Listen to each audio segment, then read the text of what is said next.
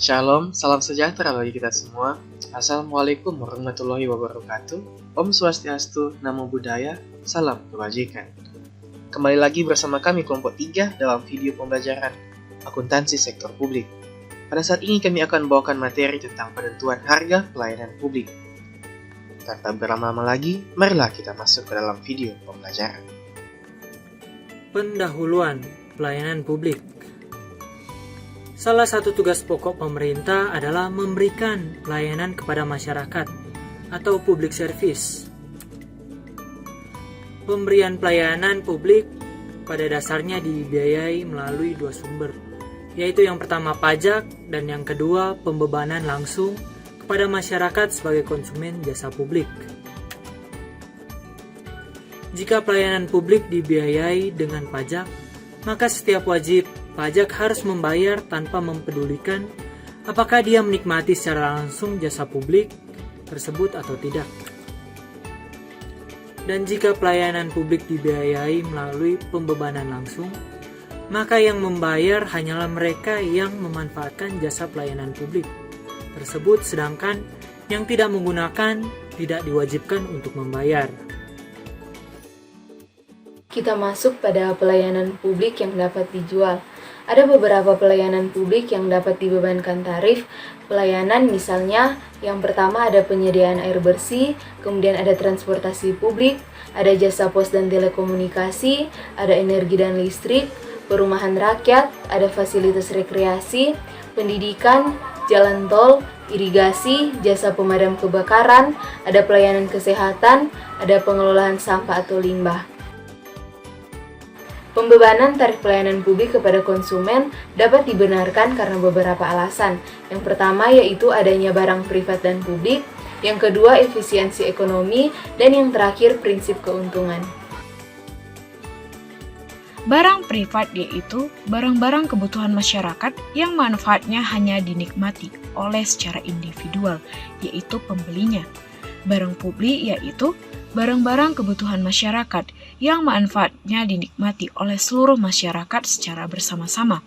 Dan barang campuran merupakan barang yang meskipun dikonsumsi secara individual, seringkali masyarakat secara umum juga membutuhkan barang dan jasa tersebut.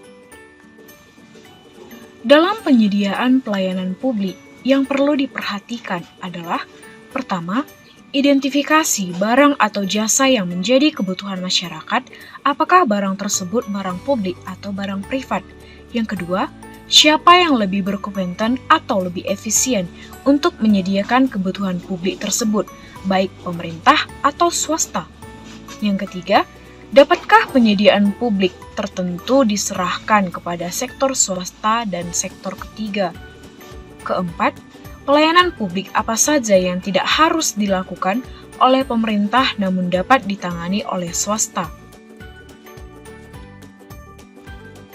Efisiensi ekonomis. Yang pertama adalah pendistribusian permintaan. Yang kedua, harus membayar lebih banyak. Ketiga, pemberian insentif untuk menghindari pemborosan. Keempat, pemberian insentif pada supplier berkaitan dengan skala produksi. Kelima, penyediaan sumber daya pada supplier untuk mempertahankan dan meningkatkan persediaan jasa atau supply of service. Prinsip keuntungan.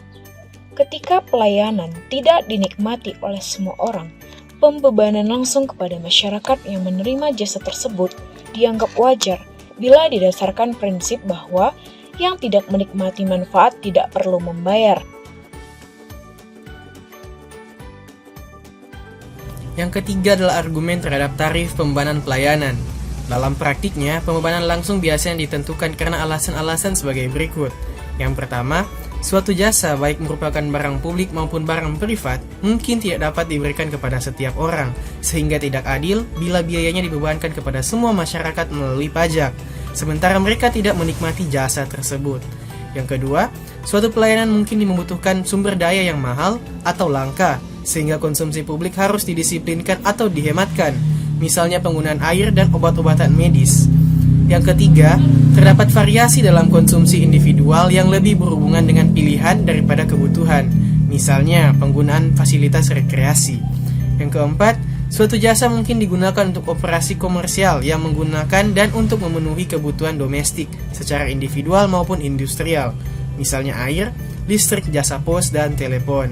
Yang kelima adalah pembebanan dapat digunakan untuk mengetahui arah dan skala permintaan publik atas suatu jasa apabila jenis dan standar pelayanannya tidak dapat ditentukan secara tegas. Ada pula argumen yang menentang pembebanan tarif pelayanan, yaitu sebagai berikut. Yang pertama, terdapat kesulitan administrasi dalam menghitung biaya pelayanan, dan yang kedua, yang miskin tidak mampu untuk membayar. Prinsip pembebanan dalam praktek.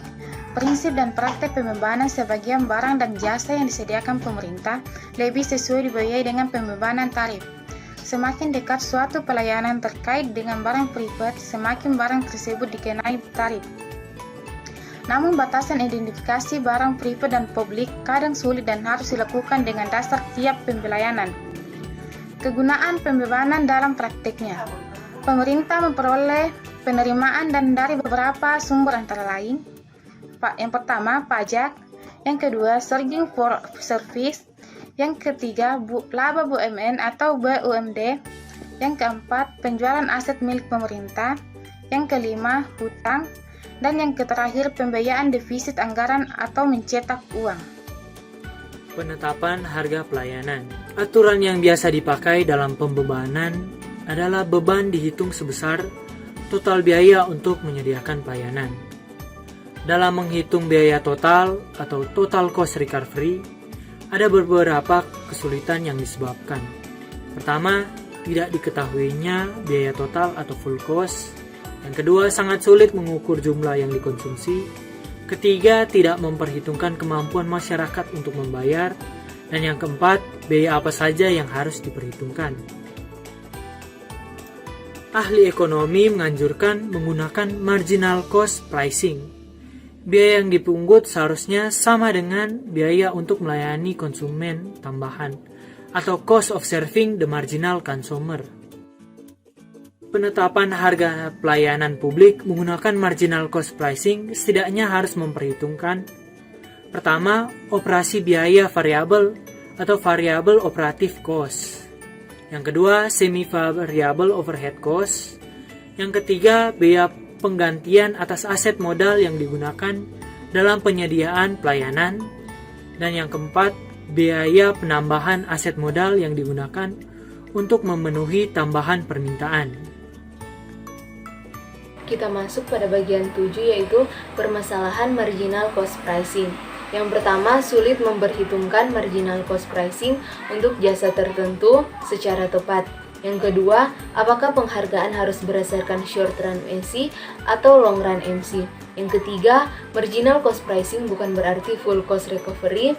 Yang keempat, konsep kewajaran menunjukkan yang pertama, yang menerima manfaat yang membayar.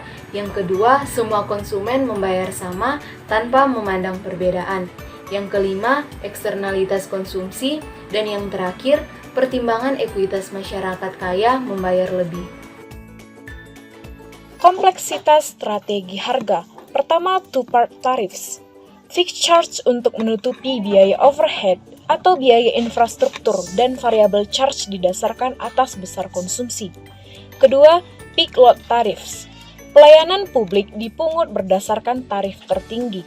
Ketiga, diskriminasi harga. Salah satu cara untuk mempertimbangkan keadilan melalui kebijakan penetapan harga. Keempat adalah full cost recovery. Harga pelayanan didasarkan pada biaya penuh atau biaya total untuk menghasilkan pelayanan. Dan yang kelima adalah harga di atas marginal. Taksiran biaya. Penentuan harga melibatkan beberapa pertimbangan sebagai berikut. Pertama, opportunity cost untuk staff, perlengkapan, dan lain sebagainya. Yang kedua, opportunity cost of capital. Yang ketiga, accounting price. Dan yang keempat, cadangan inflasi.